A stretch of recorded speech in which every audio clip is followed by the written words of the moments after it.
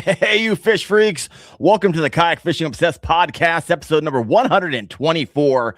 Seth, tonight's episode is going to be a big one. And I mean that in every sense of the word, because our guest tonight isn't just catching fish. He's catching the right fish consistently. Justin Faircloth is coming off a season most anglers only dream of. Kayak Bass Fishing Angler of the Year and the Challenge Series champion for KBF. And here's the thing. Those titles don't come from luck. They don't come from magic baits. They don't come from just having a good day. They come from decisions. They come from discipline. And they come from knowing when to leave fish, when to slow down, when to speed up, and when to trust your gut when everything else tells you you shouldn't. Tonight, we're not just here to talk about what Justin threw. We're here to talk about how he thinks. We're going to dissect the mindset of a true big bass hunter. Let's get into it. Seth, how you doing, brother? Holy monologue there. I didn't know if I was going to come in. That was amazing, Darren. I can keep going. No, we're good. I'm doing all right. We'll back up. I'm glad to be back. Glad to be here. You've been gone for a minute. Yeah, I have been. Had some things. But last week was my daughter's birthday, so we went on a little vacation to Tennessee. Dude, it's cold, man. It's cold up there. Tell me. I got ice on the water where I'm at. It's stupid. I saw snow. I was like, no. I drove right back to Florida after like 6 days. So, yeah, we're back here. 6 inches of snow outside. Beautiful weather. Had a good time up in like Gatlinburg, Pigeon Forge. So, yeah. It's good. I love it. Well, before we get started, before we bring Justin out of the green room, a big special thanks to our show sponsor, Dark Horse Tackle. And I've been loving these perfect pairings. This is the latest right here. Check it out. This is the Defiant Jig Underspin paired with the BizBaits 3-inch swim and minnow. And so I love when things come in pairs. You're just not getting like, okay, I got this underspin. What am I supposed to put it on? You got to wait till you get something or go buy something. So the Dark Horse Tackle Box is making that happen. If you want to support the show, head over to darkhorsetackle.com. All right. You think we should let Justin out of the green room? Yeah, I think he's ready. All right. How's it going, brother? Welcome to the show. What's up, guys? Yeah, doing good. Good. I'm loving the hardware behind you. My gosh, you and your teammate Wyatt Hammond got like 600 pounds of hardware. Just trophies. Yeah, pretty close to it. It's not a green screen either. No, that's what mine would look like. I love it. Not that fancy. So, Justin, we're gonna hop right into this. Take us back to the moment where it kind of like finally sank in for you. You just became the KBF Angler of the Year and the Challenge Series champion. Man, what did that feel like? Because it's something you work towards. Right. It's not just something that like happens. The Angler of the Year isn't just like, hey, everyone got together and we voted and we like this guy. That's not how this works. So walk us through it, how it works and the work you put into it. I mean, it all comes down to the monthly challenges. I didn't get as much fishing as I wanted to here in the home state because we were traveling, me and Wyatt were traveling for the TKS. Signed up for those states, but wasn't able to, close the deal in those states, except South Carolina the last month. I had one here in North Carolina, had a couple seconds, and went to South Carolina in October for the TKS event. Yeah. In 4 days, I caught 113 and a half inches at Santee Cooper. So I was able to have 2 firsts and a second going into the championship at Lake Guntersville with KBF. My goal this year was just to make the 10. The last 2 years, I had missed it by like 1 spot. Oh gosh, that's painful. Yeah, so that was my goal, and knew it was going to be tough with just 2 firsts and a second. So I was 6 points behind, coming into it. Got there for pre-fishing, and it wasn't very spectacular. I went to where I ended up winning at the first day that I got there. The fish were there, but nothing huge. I mean, 19's the occasional 20. Pre-fished at a few other places. Wasn't expecting much. Okay. Day one of the tournament, I think I had 1 fish at like 9 o'clock. Oh, yikes. And it was a 20. Okay. worked my way back through the section of docks. By 11:30, I had 97 inches. By what time? 11:30? 11:30, yeah. So in about 2 hours, I had 97 inches. Okay. From my first fish to that. And so I moved off those docks, made a little run, found some more docks. First dock I went to, I threw the jig up under the dock, 21 3/4, I think.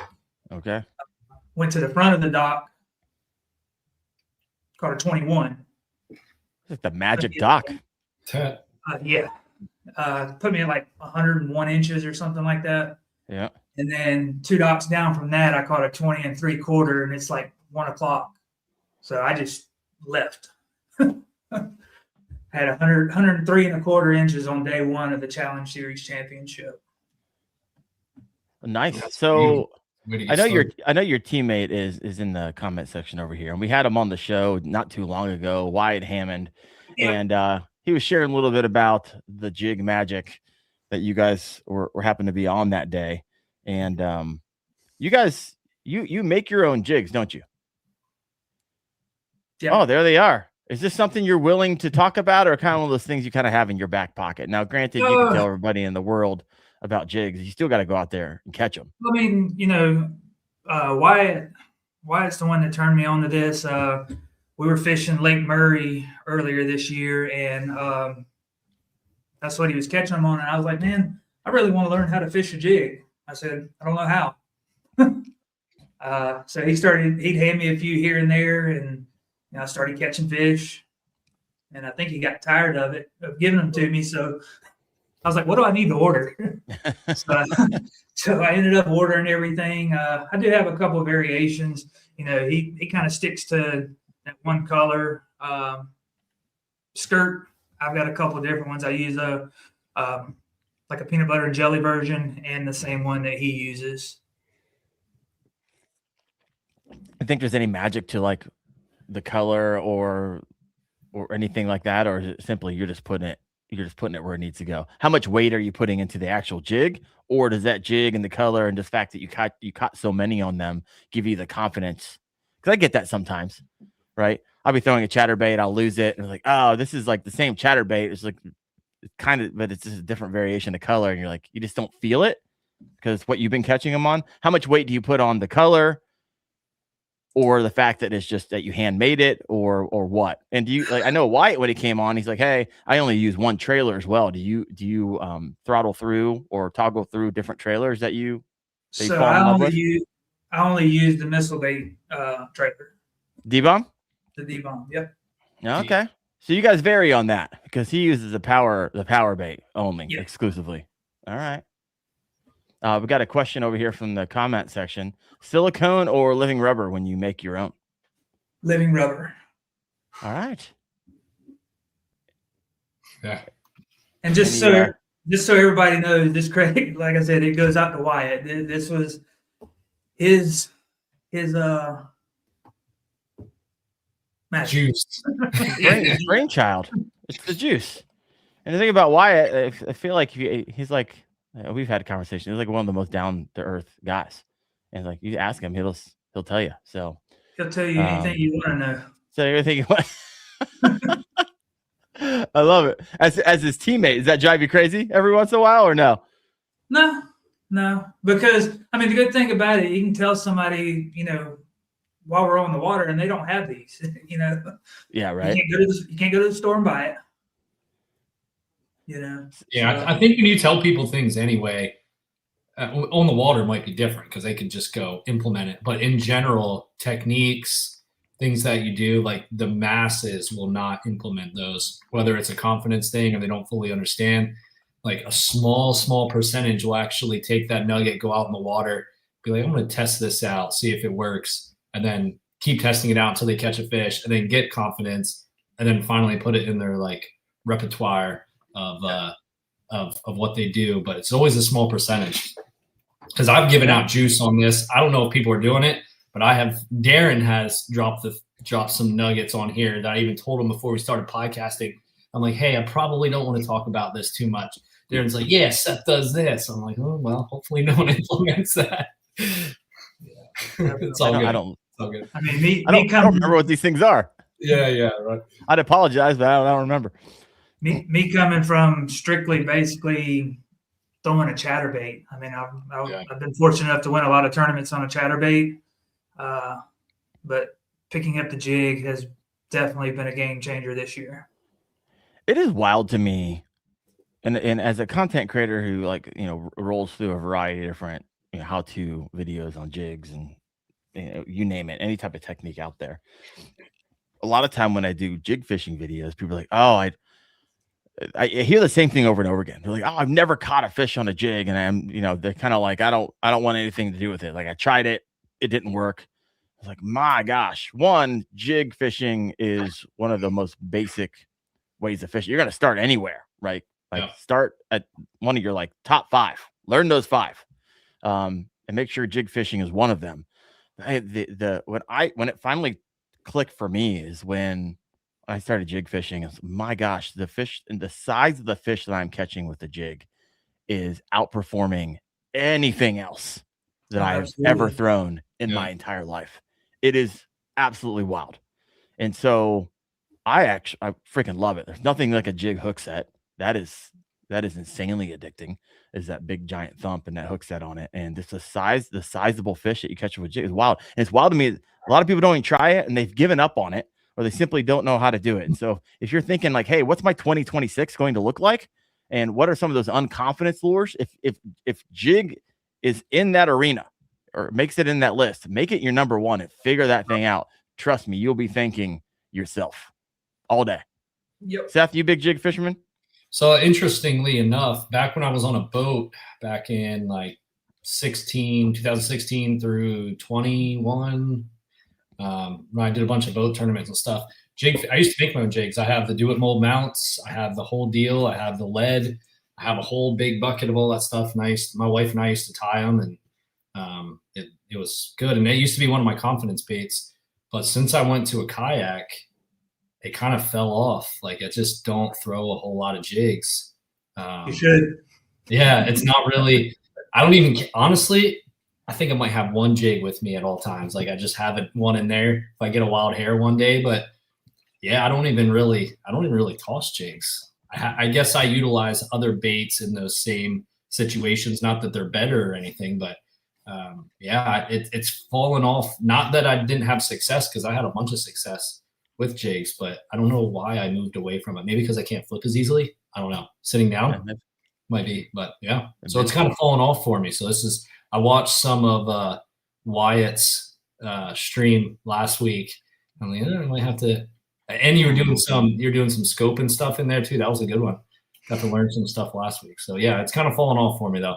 Yeah, I'm with Justin over here when it comes to the Missile D bombs, green pumpkin, black flag for a trailer. Those things have just I've never tried the power bait ones. I think I actually have some in my garage. I need to hook those up as well. I'd like to have where I can throttle back and forth. But I got a couple comments over here. Utopia Outdoorsman says, I need to fall back in love with jigs. It has been a while. And that's also happens a lot, right? You figure out the jigs, and then you kind of want to evolve as an angler. So you start throwing other things and start working through other unconfidence baits. And it's kind of one of those things that's like, it just sits in your box. But man, does it catch some nice fish. Racer 87F. We're going to throw this question out to Faircloth over here. Best advice to someone who has never jig fished before? Well, I mean, kind of like I just said, I threw them. I've been kayak fishing competitively now for about 4.5 years. When I first started, the only bass fishing I ever done was pond fishing. Never really been out on a boat, bass fishing, just pond hopping.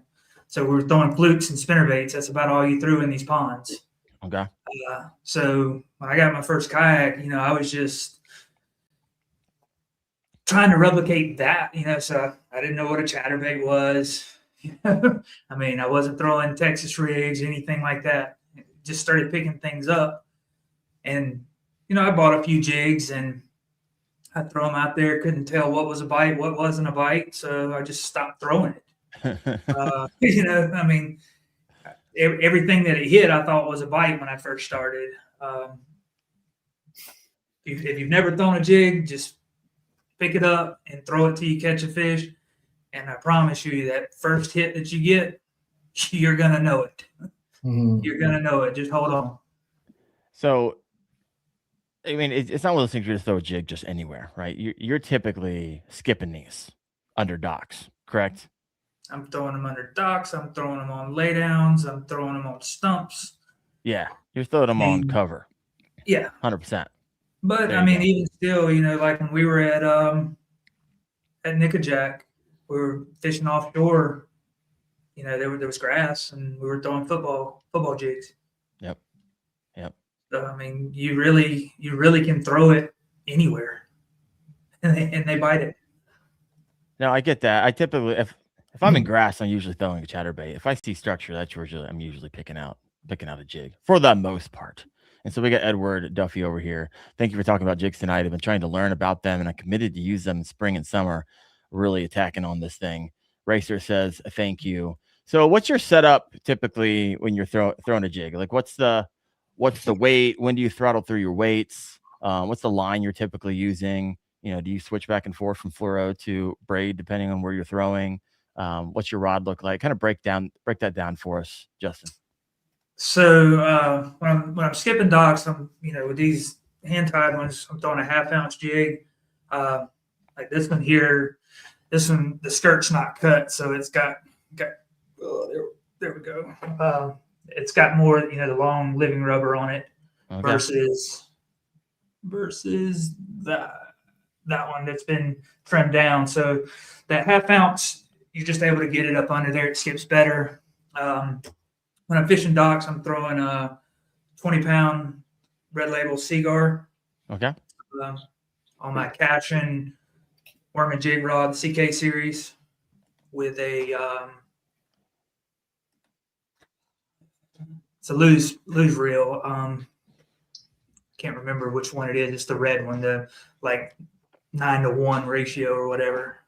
Oh, you're picking up line fast. Yeah, got to get them out of there. They were trying. I mean, do you get them out of there fast enough, or they have a tendency to wrap you around those pylons? So for those of you who don't live down in these areas on these docks, if you live in Ohio where I live, you're like, oh, a dock, it looks like just a gangplank with a pontoon on each side. Down here in Gunnersville, and I talked about this before, and a lot of these places they're talking about, there's places where you can park your boat. Like you put up the garage doors, and you could put in 2 pontoons and lifts to them, and then big old places where you can have parties on. I mean, these things are legit. And so they have a tendency to, whenever they bite, to run left and run right and get you as tied up as fast as possible. Yeah, definitely. I have a question for you, Justin, on the trimming of those skirts. Pull those back up here. Yeah. Make it look like a finesse jig. Yeah. Do you always trim? So a couple things. Do you trim the head like that so it's short, kind of like a finesse? And what do you do with the length on the back end as far as how far past the hook do you typically trim them? Do you keep them long, short? What does that look like? So there's the hook. Mm-hmm. You leave it like that, almost like a mop jig kind of. There you go. Yeah. And do you above the tie, do you trim that like a kind of like a finesse, or do you let that hang over? So some of them are like that. Okay. And then some of them hang over like that. These obviously they cast and skip better, but sometimes they want that under there too. So I was throwing them back and forth. How do you work your jig? And I don't know, maybe you talked about this last week with Wyatt, but I didn't get to see the whole thing. But when you toss up underneath there, you just drop it in, give it a couple, jigs, and then pull it out. If they don't bite right away, they're not in there. You let it sit, or how do you typically work that down in there? So I can be impatient when it comes to fishing. When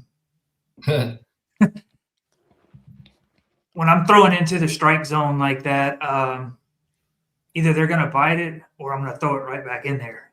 Like I'm not going to just sit there and wait for them. I'm not going to drag it all the way back to the boat. More what I'm saying. Might work at a couple feet. If they hadn't picked it up by then, I'm throwing back in there. Okay. Do they usually hit it on the fall on docks? So I don't fish a whole lot of docks, but they usually. hit A on lot the of fall? times, yes. The docks we were fishing at Gunnersville this go around, we were fishing in Shallow. 8 to 12 inches of water. Yeah, okay. So, I Not mean, much time to hit the. I got you. yeah. Interesting. I've never really thrown long skirted jigs like a mop jig. I know they exist for a reason, right? They work. They work. Yeah. I am a believer. I'm a believer now after Wyatt came on, and now you're on here, and all I see in the background is the wallpaper. For those of you listening in, hardware. is just checks and metal. And what's interesting to me, Justin, and you kind of mentioned this earlier, like you really just got into this competitively like 4 or 5 years ago, correct? I mean, competitively and really fishing. I mean, like I said, excuse me, I fished ponds and stuff with my friends, but I go crappie fishing with my brother on his boat, but never owned a boat. I bought a kayak in 2020. That was I love first it. time So getting right in the one. middle of COVID, you're like, hey, you know what? I need to get out and do something. So you bought a kayak, and it's not. And here's the thing about Justin. And we've had conversations. I talked to him earlier today. He's on the water. You're like, how can someone go from like 5 years to Angler of the Year and championship and all these trophies and checks behind him? How can you do that in such a short amount of time? Homie's on the water 200 days a year, right? Yeah, And I so fished you fish all day, every day. If you got a second and you can go fishing, you're fishing, right? yeah, I wouldn't say all day, every day. I mean, For most like, people, 200 days a year is all day, every day. no, I mean, I work for a family business, so I'm able to get off. If I'm able to get off work early, I don't have my daughter. I'm coming home, hooking up the kayaks, and I'm going somewhere. It don't matter if it's 15 degrees outside or 100 degrees. I'm going. Yeah. No, I like it. I like it a lot. But when you get that much time on the water, your curve is a lot faster than most who might get out a few times a month, is what I'm saying here. Not that you're putting into work and you love it. Now, really quick, this is the Kayak Fishing Obsessed podcast. So you mentioned you purchased a kayak. However, you did not mention what kayak that was. So walk us through your rig really fast. And do you have the same ones that you bought since 2020? No, I've had about 7. That's the addiction, folks, right there. I love it. So my very first, started. So my brother, he bought a kayak off of a guy here locally. He bought I think it was a 2017 Hobie PA 14. Okay. And at the time, I couldn't afford a Hobie PA 14. So I started looking, and there was a local dealer here that sold Feel Free, made here in North Carolina. I ended up picking up a Feel Free lure 13.5, I think it is. I had that kayak for maybe 4 or 5 months. Just didn't. I liked it. I mean, it was a good riding kayak. It just didn't fit the way I wanted to rig it out. Okay. It's more of a pleasure kayak to me than it's like a wreck kayak, 100%. So I got rid of that one and I bought a SS 127 Bonafide. Yep. Had that one for maybe 5 or 6 months. You got sick of paddling real fast? No, I had a motor on it. I put a motor guide on it since I bought it. Okay.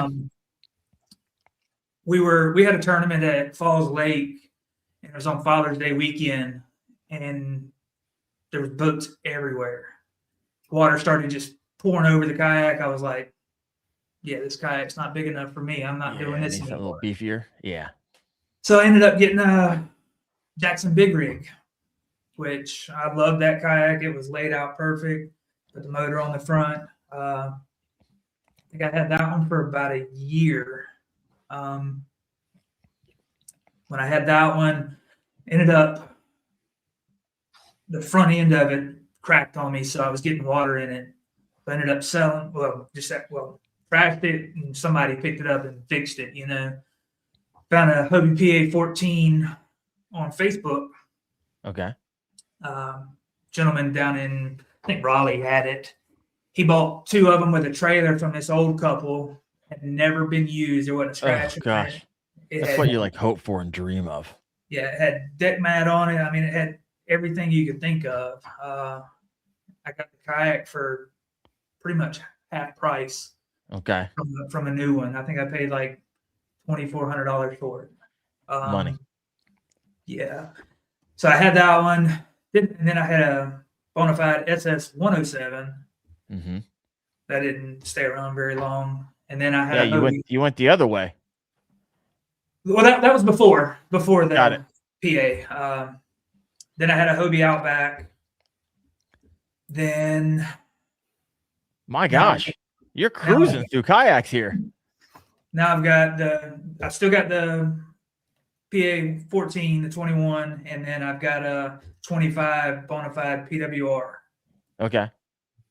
Now, do you like that one? Are you going to be in it for a while? Or you're like, hey, you know what? I'm looking at the ... the new Canoe Unlimited Max that they came out with, or the XTR. Are you looking for something else, or you feel good in PWR?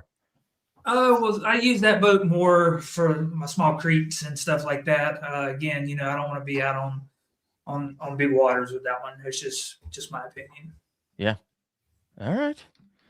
Woo! That was I thought you were going to be like, yeah, I've had the same one, or I've only gone through 2. You're like, no, I've stomped through 7 of them. Woo! I like it. All right, got some questions over here that have been piling in that we were talking about earlier. And so let's start up here. We were talking about jigs, and Hot Scarvy says, what size hook is that when you're showing your jig? I want to say Wyatt was using a 5/0. What are you using? Do you pour your own, or you just buy those? We just buy them. Okay. So I use 2. I've got the 4/0. There we go. And the 5/0. Do you trim those weed guards at all or do you leave them that long? They seem pretty far past the hook there. So what I'll, again, this comes from Wyatt. We pull out 2 or 3 of the. Oh, you pull out the actual strands to loosen up a bit. All right. Just to make them soft, yeah. Yeah, that's what I used to do. I used to trim mine down so they weren't. I would go right at the base, take a quarter of them off or so. So it depends on what you're fishing too. You guys probably know better. It's been a minute since I threw jigs, but if you're fishing heavy cover, you kind of want that extra protection so you don't get hooked up. But if you're in the open, have different rods set up, you would trim those at the base so that it's not as stiff when you're hitting stuff. So you mentioned that you pull them out. So when you pull them out, a tendency, all of them will come out eventually. Do you trim them, or do you actually pull out strands? Just pull them out. Oh, there you go. All right. Yeah. You have no issues with eventually kind of weaseling all the rest of them coming out? No, I mean we don't get but a couple days out of them anyway. If you're not losing jigs, you're not fishing. You are skipping them under docks, and yeah. My gosh. All right, I like it. All right, other questions here. This is a good question from Steven Sturgeon. So, he was just mentioning. So you were fishing the backside of docks. So I was asking Wyatt about this because I've had a lot of luck working different angles on a big old dock before. But he was like, "Hey, you know what? When when I'm scoping into these things, typically you only have to throw once and watch, right? All the fish are going to come out and either look at it, eat it, or not move, and they're not bass.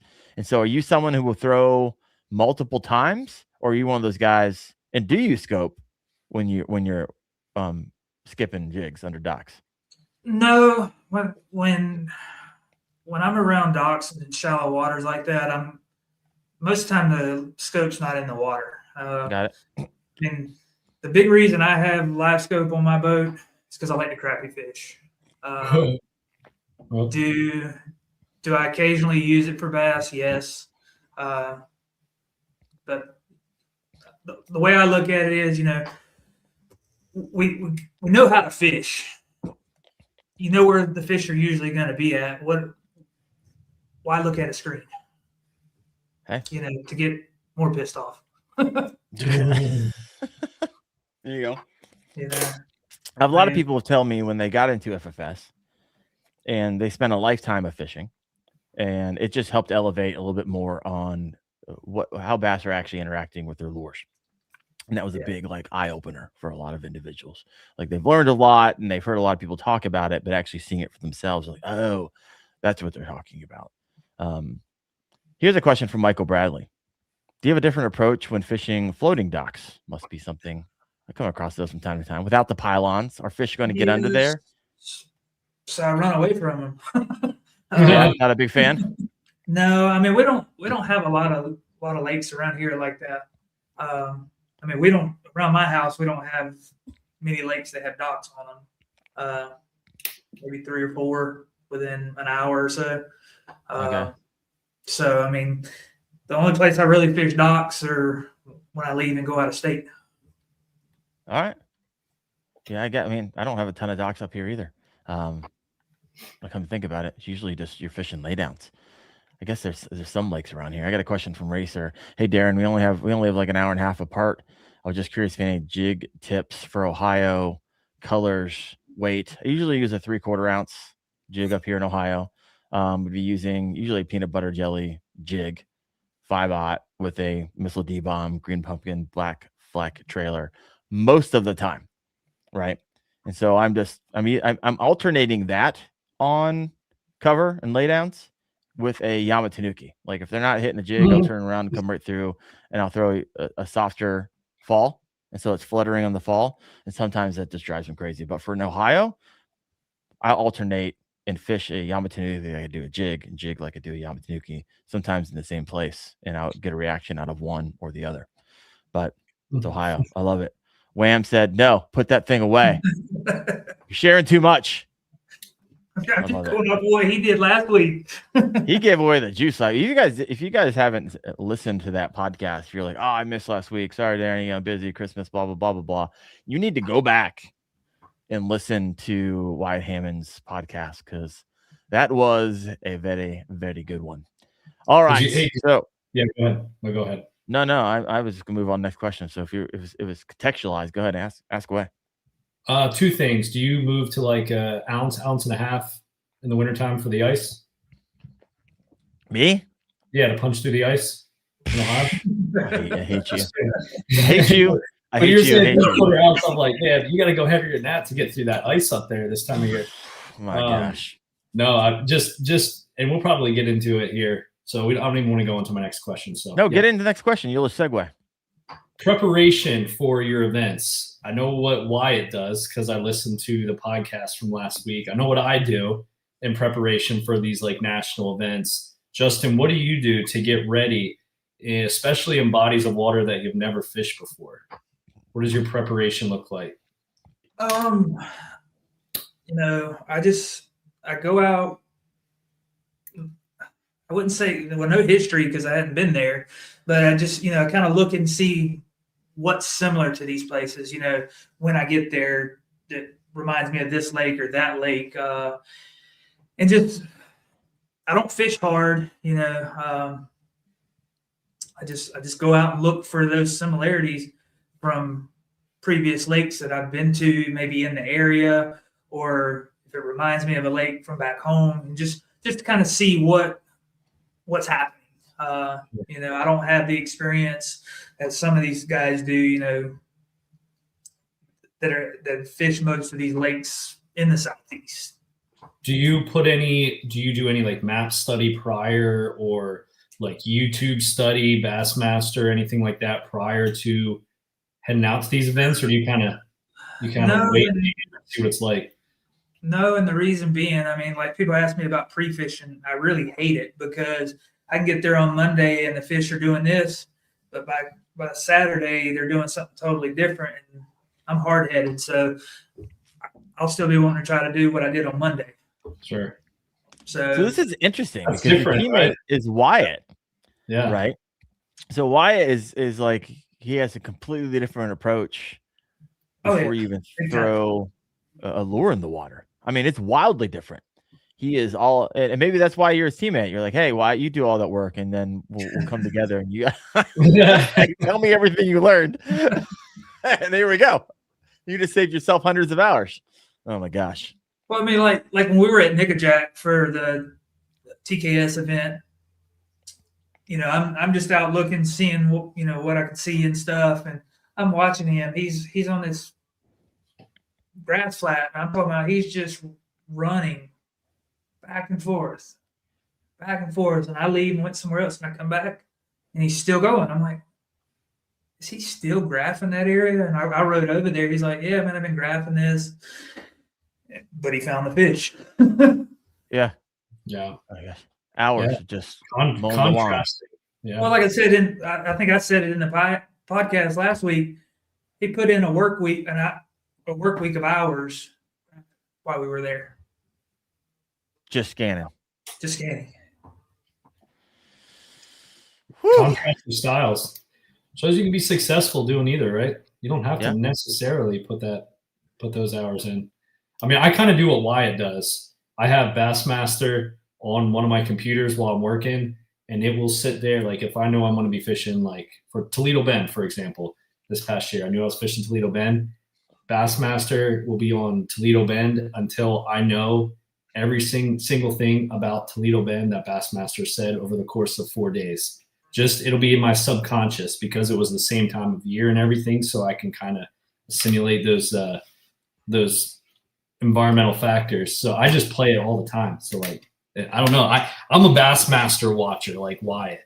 I think I would be super nervous, and just a testament to your ability to adapt on the fly. I would be super nervous showing up to an event without like all those hours of study. So that's awesome that you're able to do it, because if I could skip that part, it would save me a lot of time. I mean, it definitely doesn't work all the time. I mean, sure. But when you're sitting there watching all these different videos of Toledo Bend, everybody else is watching it too. Oh, of course, yeah. And you can show up, and it's just not the same situation, right. And you have to just scratch everything you watched for the last 6 months and just start fresh anyway. So yeah, absolutely. Yeah. Question for you, Seth. Yeah. So you go to the Bassmaster events, you fish them, the kayak series. Mm-hmm. If you are watching the same thing everyone else is watching, are you seeing the same people over and over again in the same spots that you're fishing on a regular basis? Like, is there a trend there? No, because, and I think Wyatt might have touched on this last week too, there's so much nuance, and there's like this, you have to, if you're doing that type of study, you're the person, like, you're the calculator. You put all the information, you're the chat GPT, that you put all that information and you have to digest it in a certain way. Yeah, if there's like a point with like a lighthouse on it that's bright red and everyone, like they won the event on that point in front of that bright red lighthouse, like that's going to be an obvious spot. But a lot of these locations, you kind of have to put it in a kayak. You can't run all over the place. So you also have to pick, there's a top 10. They show most of the top 10, those locations, those pins, where they're fishing. They're not always fishing at the same spot each day. So between the top 10, 4 days of fishing, and different times of year, whether it's, you might not always be there the exact same time of year with the same exact elements, water temperature, all that. But if you can digest that, have an idea of like, look, they're kind of catching them in these back pockets on the south side of the lake this time of year, you can eliminate a lot of water and kind of focus down in that region, and then go into your practice focusing in the south side of the lake in those pockets to see if they're pulling up or what the situation is. So to answer your question, no, people will find similar patterns and do similar things, but most of these bodies of water are pretty large. So you kind of run with the pattern that you think is going to work before you get there. You practice that pattern, for me at least. And if it's efficient and it looks good, you run with it and see how the event goes. So yeah, it's kind of spread out. People don't always find the same stuff or pull the same stuff from the videos. All right. I was curious. You said you can't run all over the lake. It's not true. There are some people who got their kayaks and put them on boats and run all over the lake. So you never know. You just never know. Yeah. Might be like, yeah, it's wild stuff. Got a question over here for you, Justin and Seth. Actually, this is more of a comment from Bass AF 817. Been coming on the podcast the last pretty vocal last few months. So appreciate that. He says, I definitely hate pre-fishing. I'm the same stubborn force feeding bass crankbaits every single time. I love it. Yep. What else do we have here? What's that AF stand for? Air Force, probably. Yeah, probably Air Force. All right, I got a question here. I like it. He put the hand up. I like it. Question: when do you know it's time to move spots for you? And we had a conversation with with Wyatt last week. And I think it's different from everybody. 'Cause I did a couple shorts on this past week, and everyone's like, a lot of people have hard and fast rules. Like, after I cast in 360 degrees and blah, blah, blah, blah, blah, then I leave. Or it's 15-minute time limit, or it's by complete feel, or Wyatt, whenever I see 90 inches of fish splashing over here, 50 feet to my right, I'll go catch them. And so, Justin, do you have any hard and fast rules yourself when it comes to, okay, what are the signals are telling you it's time to move from the spot? I mean, if I'm not catching fish, then I mean, obviously I'm going to leave. But for instance, on day 2 at the Challenge Series Championship, I actually started out better that morning, but I knew I had to keep it going to be able to win that tournament. I made a long run. It was a good hour ride up to these other docks because I had just stopped catching fish down here. Get up there an hour. It was a good about an hour ride up there. And it wasn't like the half hour you get to your spot. You're saying you burned a full hour of tournament time. Pretty close. I mean, all right. It was a good ride. Do you have a good motor? Yeah, I run a Minn Kota Ulterra 24 volt. Okay. But I made this ride up there because I'd left them docks alone. There's about maybe 15 docks up there. I get up there and I catch one fish, which gave me my 5th fish that day. Looked at the clock. I was like, all right, it's going to take me, 45 minutes to an hour to get back. Need to get back down there. Just coasted. Got all my thoughts to myself on the way back down there. You're now an hour and 45 minutes of burning time. Yeah, the time gone. I'd be frustrated if it was just for one fish. I'm like, my gosh, you start playing all these games in your head. If I would have stayed there. Yeah, I will only imagine. I mean, it was a 17 3/4. So, I mean, it wasn't a terrible fish. It wasn't like awesome either. It's like, meh. Yeah. Well, make the ride back. I was like, I'm going back to my docks, going back to the docks that I've been catching fish on all week. First dock I come up to, throw the jig under there, 19.5.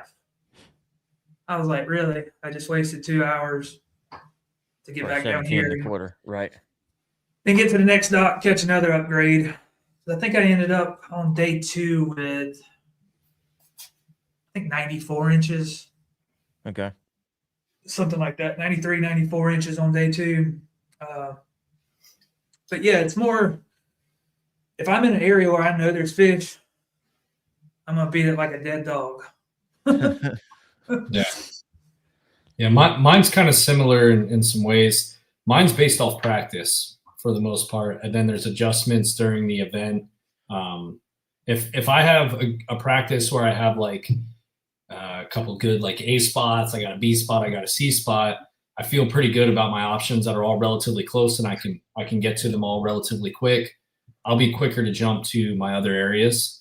If I know I have one area in practice that I kind of hammered them, and I know they're in this location, and then all the other places I checked, I didn't do well, I don't feel comfortable about leaving. So I will just pick that area apart until I can find those fish. So that's typically the way I do it, and I'll give myself time limits in the day. It's all based off of how I'm fishing and what my bag looks like, but I'm like, if I don't catch one or get one of these fish to bite in the next like 30 minutes, I'm just going to bounce, head over to the next spot. But it's all kind of indicative on how that current day in my bag's going. If I have a good bag and I just need like a big kicker, I'll just go search for a big one, which is kind of what I did in Toledo Bend. I just went and searched for a big fish at the end to kind of push me up. But so I left my schooling fish, went look for a big one. But it kind of depends on my practice, depends on how that event's going for me that day. So yeah, if I don't see any fish in my graph there and I just leave, that's my decision. I've been with you where we were out when I'm like, hey, are you seeing fish in your graph? You're like, yeah, some. Like, how much compared to the other place where you were catching 100 yesterday? He's like, about, I don't know, 75% less. I'm like, let's get out of here. And then that was the day I realized there were gators at Lake Guntersville.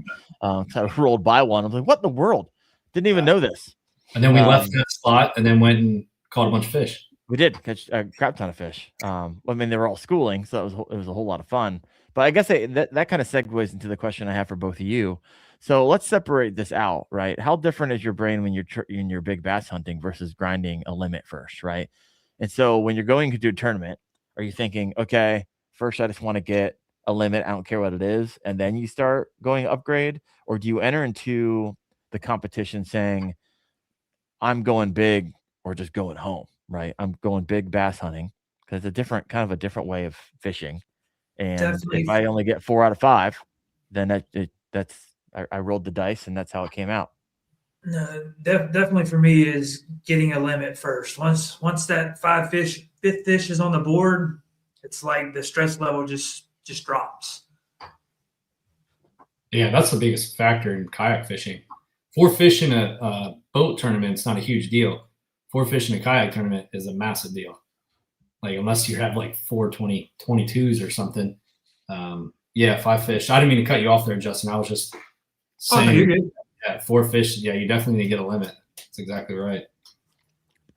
I mean, like my first fish I uploaded on day 1 was a 13.5. So most people would just take a picture, throw it back. No, I want it on the board. I want to know where I'm at. And yeah. What I usually do is I try to think based off previous events, or I look online, the time of year, whether it's a boat tournament that was there the previous year, if I can see their weights, kind of give like an estimate on what it's going to take to win. And then in practice, see if I can find the fish that gets me close to what it takes to win. And then say, like, a lot of the Bassmaster events, you might as well just shoot for 100, unless you're on Lake Fork with Wyatt, then you shoot for like 120. But you shoot for 100. If you can get near 100, you're probably going to be in contention. So in practice, I try to find fish that are, the 18 to 20 range. And if I can find those, I fish for those. And then if I'm putting a bag together, like I said earlier, and I don't have like a kicker and I just have a bunch of average fish, then I'll try to make a move to maybe go deeper or try to find one big one. And again, I'm scoping a lot for the people that haven't listened to me before. So I'll scope around and see if I can't find a big fish. Most of the time it's probably a carp or a catfish, but once in a while it'll be a big bass and it'll definitely help me out. So that's kind of my approach to it, Darren.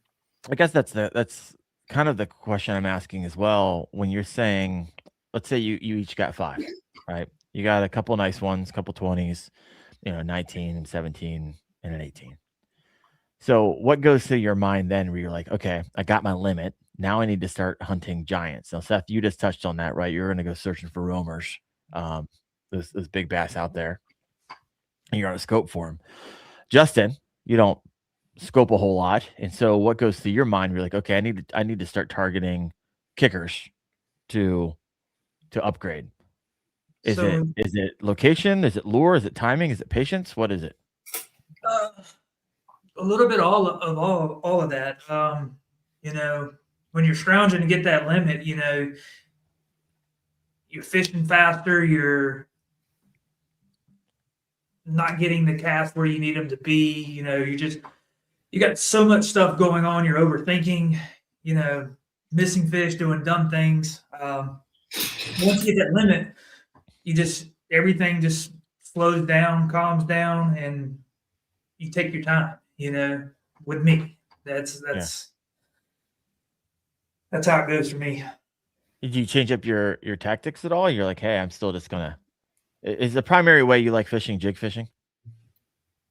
Jigs and chatterbaits, yeah. Jigs and chatterbaits, yeah. You're alternating. If they're in the grass, you're typically throwing chatterbaits or jigs. But typically, I mean, do you skip chatterbaits under docks? It's a good way to lose $20 real fast, but nonetheless, you do it. Occasionally.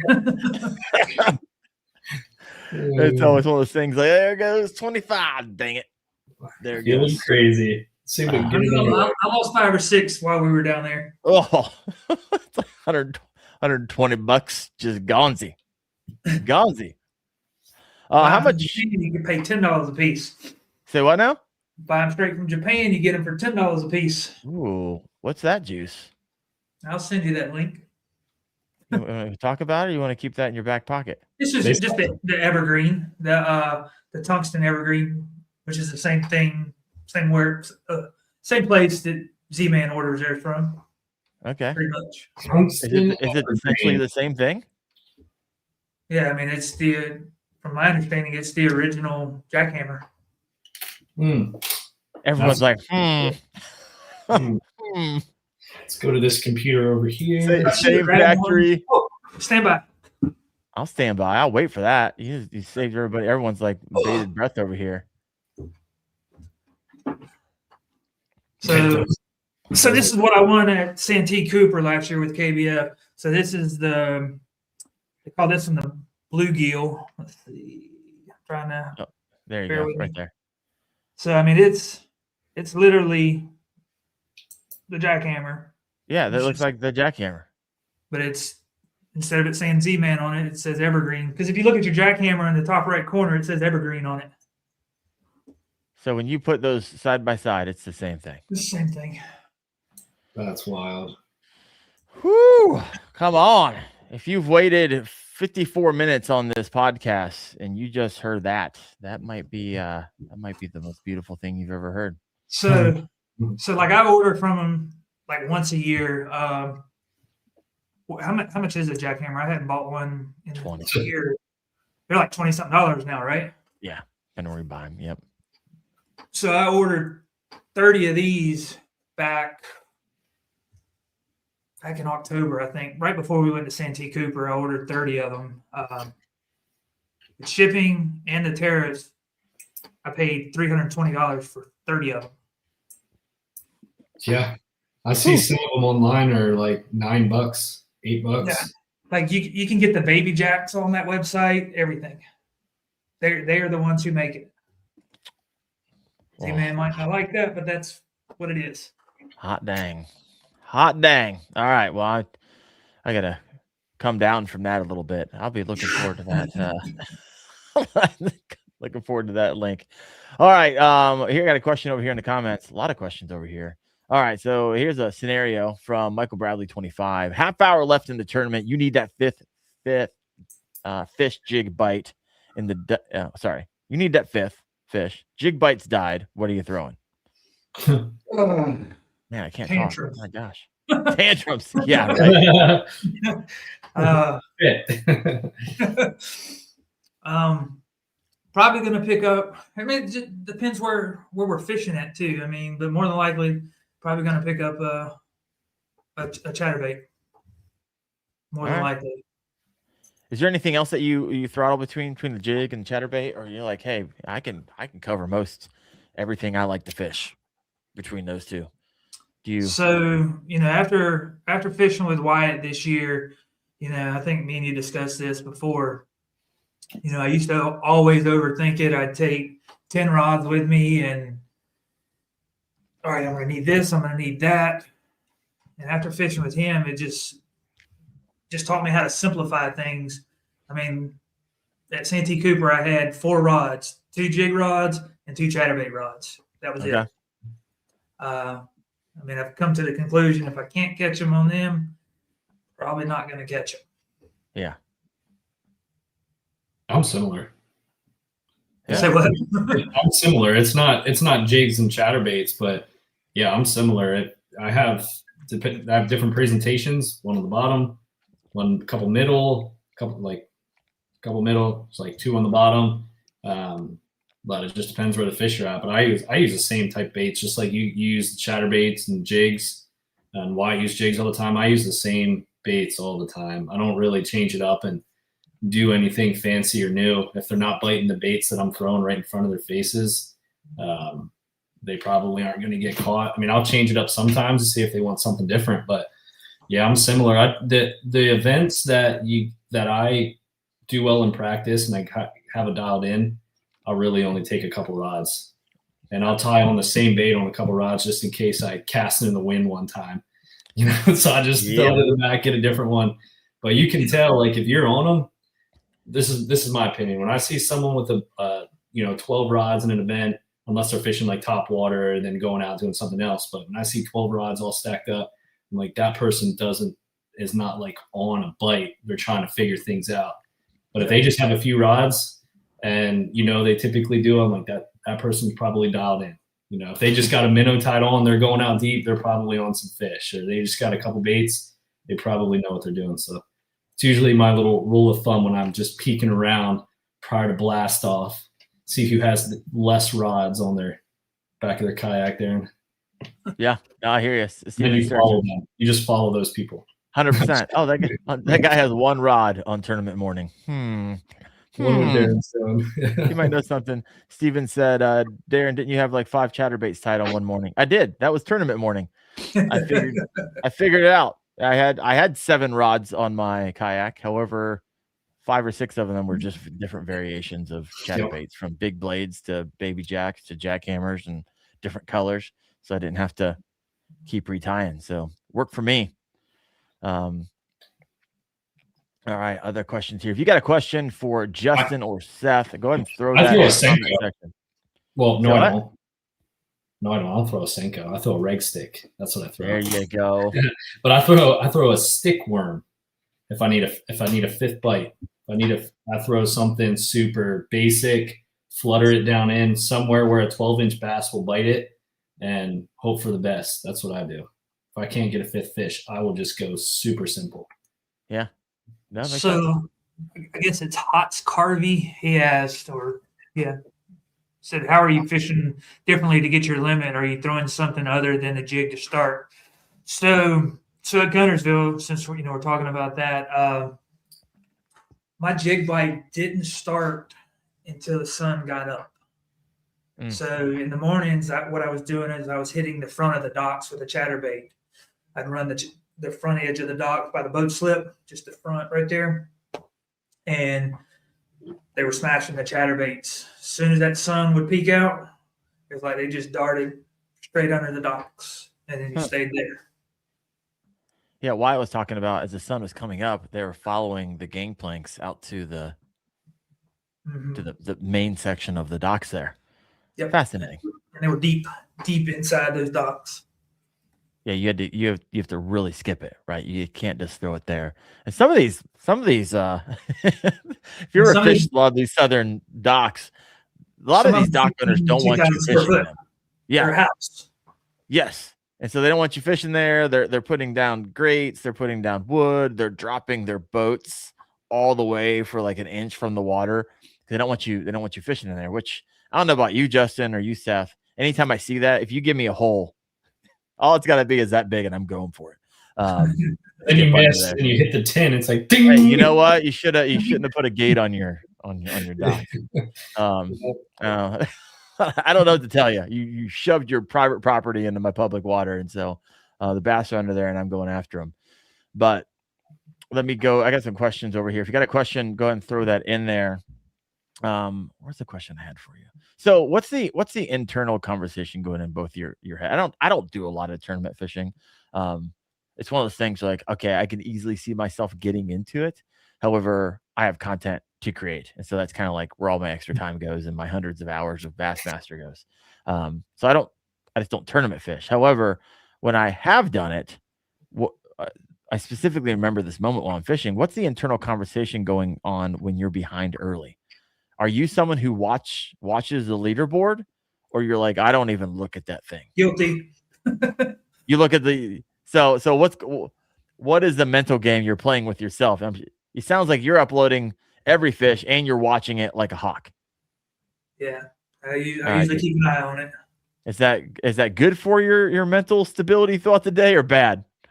You just can't help yourself. You got to know.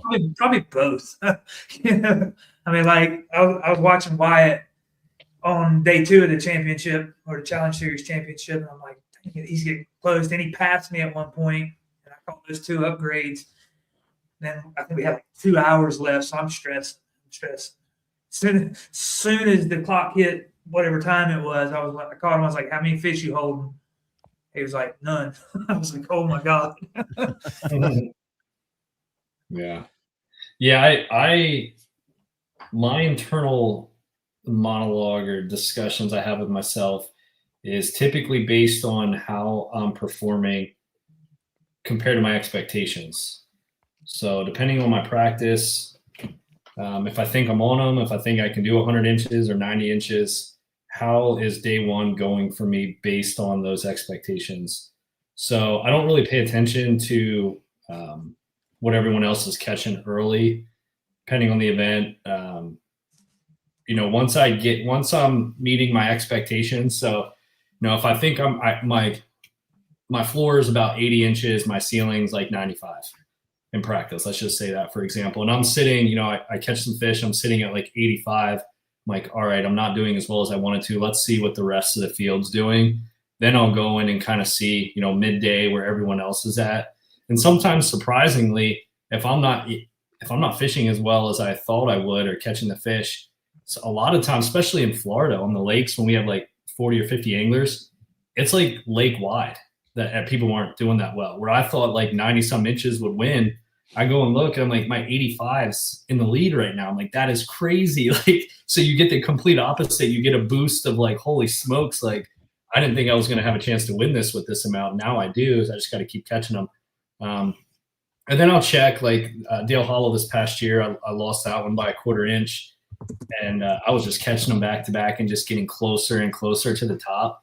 So you do get like, sometimes you get discouraged when you look at it and you see other people are catching them and you're not. But I don't necessarily compare myself to the rest of the group, although that's what matters. I compare it to my expectations leading into that day based off my practice. So if I knew like in practice I wasn't really on them and I'm going in there and I'm at like 80 some inches, low 80s, I'm not that discouraged. I was probably more discouraged at the end of practice because I know I'm not really on the fish yet. So, I do a little both. I would say. I do like seeing it though, because then I can see who's in first. And then again, you just follow that person, and then they lead you right to where the fish are. I'm kidding. For anyone listening online, I'm totally kidding. I am sure that happens. Do you ever have that happen to you, Seth? Nah, I don't think many people really know who I am. The funny part, this past year, I've had multiple Florida anglers go to events and people go up to them and say, "Hey, are you Seth Taylor?" And they're like, "No, I'm not Seth," and whatever their names are. But I've never had anyone recognize who I am. So, dude, I put my hood up. Seth is a guy. I just sit like this. He puts 15 rods on his kayak on tournament mornings, and no one's following him. He's only going to use 2. And so you just pull the wool. Yeah, I put the blinders on, man, and just I play video games all day.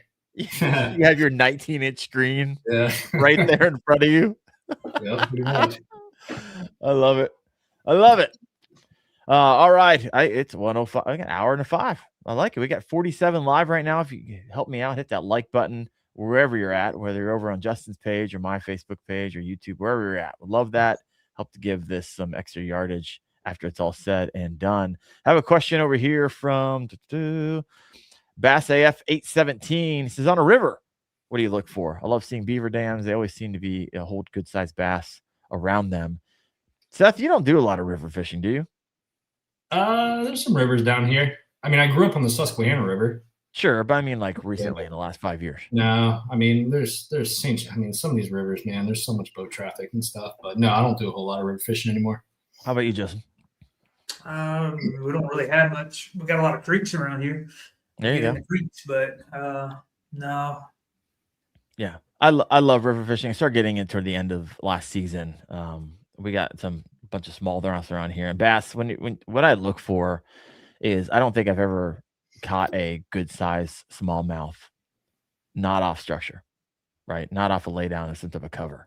And so typically in the river, they're going to be holding next to those, rock gardens. They're going to be holding next to that lay down. And so you basically, throttle down your anchor on your chain, or you got to, put the bow anchor wizard down, flip around and just hold on it and cast into that stuff, not just around it, cast into it.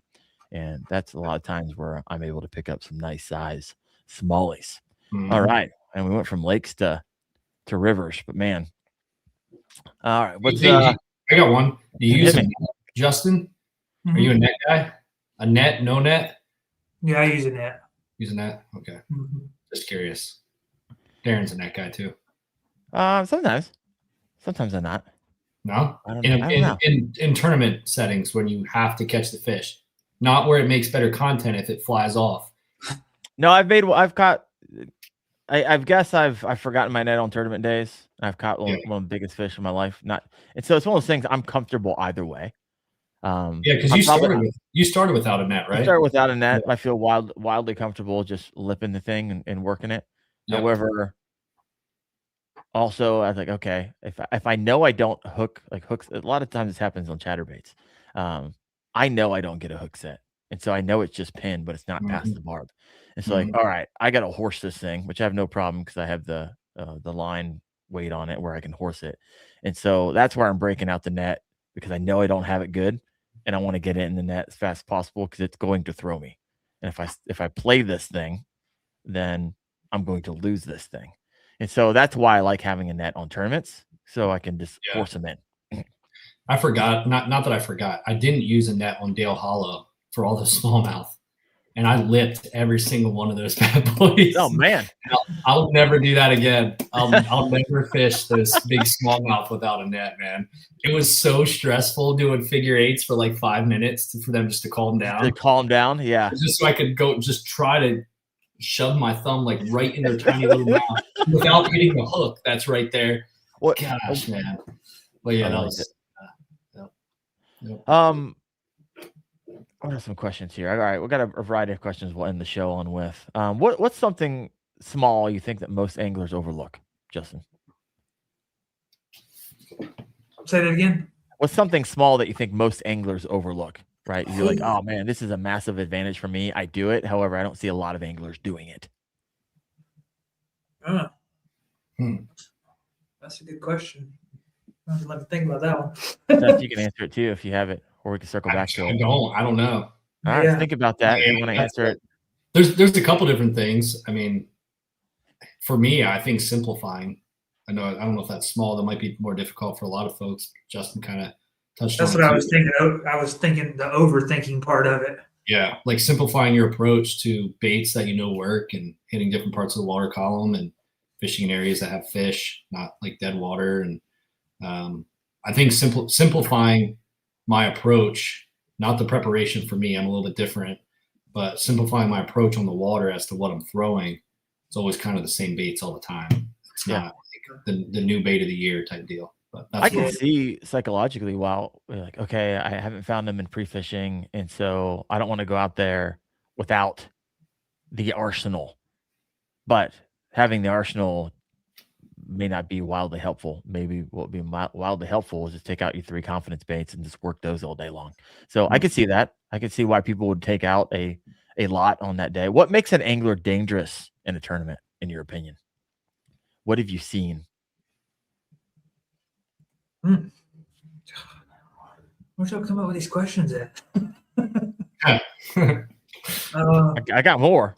Yeah, he's got a whole deal. Here's a better example. It's like, Justin, when you and Seth, when you enter in these competitions, for the most part, who's going to be sitting in the top 5 because they've been in the top 5 every other tournament. What makes that person dangerous on the water? What have you noticed about your competition? You're like, this person's dangerous because of this, and it's an edge that he has or she has. You want me to go first, Justin? You want to go? You got it? Yeah, you can go. So there's a lot of factors, right? I mean, preparation's one. We heard Wyatt. Some people that are really good at it. I mean, Justin doesn't do the same approach, but I know that some of the people that do, like a Wyatt, that's kind of similar to what I do. And I feel like they're going to have a really solid background with the body of water that they're going in. Historically, they know where those fish were caught, which leads me into people that have already fished that body of water, or they're local and have done derbies on that body of water over the course of years at the same time of year, have their nice like spawn spots that they go to. And also the people that are just like a Drew Gregory in river systems. Like that dude just, I mean, he fished on, like Toledo Bend is like a lake and has a river on the north end. Dude didn't fish the river on first day. And then he's like, I'm going to go back to what I'm used to. I tried something different. Drew goes up the river on day 2 and just absolutely slays them. So like some people have like a certain skill set that really matches bodies of water. Those would be my few, I guess, like the preparation part, the local aspect, knowing the body of water over the course of years, and then styles of fishing. that match what they're really good at. Like some of the people from New York, those guys up in New York that fish like the Finger Lakes and those, they can go up there with a minnow, and like they can scope like crazy. They're going to be up there on Champlain and just hammering them out in the open. So yeah, those would be mine. How about you, Justin? Yeah, touch on that one. I mean, history would be a big thing. You know, if keep having tournaments over and over and over at these places, people are going to remember what they did, you know, and they'll be able to put that together. So definitely history. Got it. What's one of the biggest mental edges kayak anglers underestimate, in your opinion? Mental edges? Yeah. Like this is like the mental game, right? So inside the mind of someone who has a tendency to finish in the top 10 every time, like you can spiral out really fast. Yeah. I've only fished in several tournaments. However, if you lose a big bass and you know that sucker's every bit of 21, 22, some cases bigger, and you lose it, and it's like, oh man, I obviously you really need it, but you like really needed it. Like it's easy to spiral out, even though you have plenty of time, right, left in the tournament. And so, what helps you keep from spiraling out when the majority of people will, and they won't be able to recover? I mean, for me, you know, I mean, because obviously, I mean, it's still going to happen to everybody. Biggest thing I've learned is just put everything down. Just stop, sit down, chill out, get you something to drink, something to eat, pick up your phone for a minute, do whatever you can do to get your mind off of the situation. And once, even, I mean, 10, 15 minutes isn't going to kill the day, especially when you got time left. And that's how I handle it. Okay, so you actually create a reset. Yeah, I just stop. Yeah, you don't keep fishing. You're like, okay, I need to literally reset my brain. And you do it by checking your phone, taking a drink, eating lunch, whatever it is. All right, fascinating. Seth, you're laughing. What's going on? Because I'm picturing my videos that I have. So I just based off video footage, what I do is I usually scream really loud at customers. That's the first thing that happens. The second thing is that I go like parallel. So I'm like sitting upright. The second thing is I go like this. Right away. And I usually sit there and stare at the sky for like 2-3 minutes. And then I just, all right, we're back at it, man. But yeah. What's going through your brain when you're all stiffed up? Like you have got to be freaking kidding me, man. Like I cannot believe I just did that. I had a largemouth in a huge event that I lost by a quarter of an inch in a Bassmaster event because the trolling motor cut my line, dude, because I didn't have the rod out far enough. So like when stuff like that happens, it's like, anyway, based on video footage, I yell a cuss word and I get parallel for some reason. That's what I do, dude. That's my strategy. Let me know in the comments, what do you do when you lose a bass? I think this is fascinating. I broke one of my chairs already doing that because I just slam back and lay back. So yeah, maybe I'm not the only one. Let me know, please. Oh my gosh. Let me go over here to the comment section. Let me know what you do. Utopia Outdoorsman. I say some bad words and I move on. I love it. I'm trying to think what I do. I don't know. Just watch that footage, man. I think I know it. I replay in my brain like what just happened. I almost try to like do a post-mortem right away. Like how did I lose that? Was it the hook set? Was it not past the barb? Sometimes you can't figure it out. Other times you can. It's pretty obvious. I tried to horse it or I gave it too much slack or whatever it was. And that's the only way I need. That's the way I have to figure it out. Michael Bradley got some questions here. We're going to do some final questions and we're going to let these guys go. And so Michael Bradley's got one. Let us know if you throw a comment in the comment section or a question for Justin or Seth, and we'll get that answered.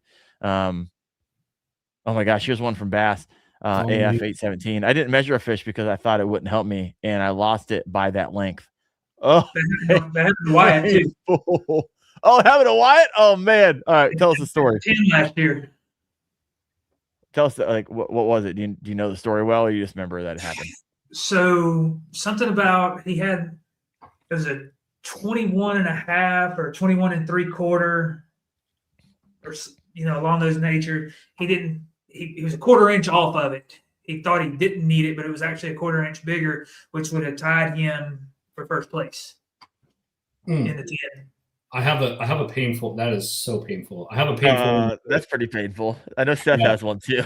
Yeah, I haven't spoke about this publicly at all, but here we go. So yeah, the first event last year in the Bassmaster Kayak Series was on the Kissimmee chain in Florida, which I should have done well on. But I missed a giant. I caught an 8.5, but first day bag was average. Second day, I'm like, I'm not even going to go shoot for an average bag. First day I ended in like, I don't know, the 40s or something like that out of 200. I'm going to go shoot for it, try to get 100 inches. So I go in there, went into a spot. There wasn't a lot of fish, but I thought there would be big fish. They didn't show up on day 2. So I caught some fish, submitted them. I found out towards the end of the event that one of my fish were DQ'd towards the end of the day because it was a duplicate fish from the day before. And whatever. At that time, I had a small bag on day 2. I was in with that fish, I was in like the 50s, 60s. Without that fish, I got dropped down to 90th. And it was like right at the end of the day, I'm like, this is my only event I'm going to fish for the year. So like, it's not a big deal, whatever.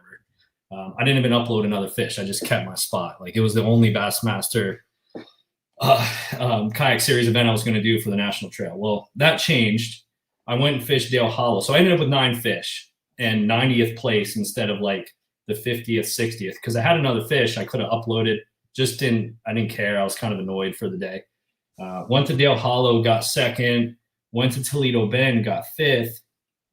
Had I submitted any of my other fish in my bag on Kissimmee, I would have had enough points for AOI for the Bassmaster Series, right up there with Abby. So, yeah, that was a pretty painful one.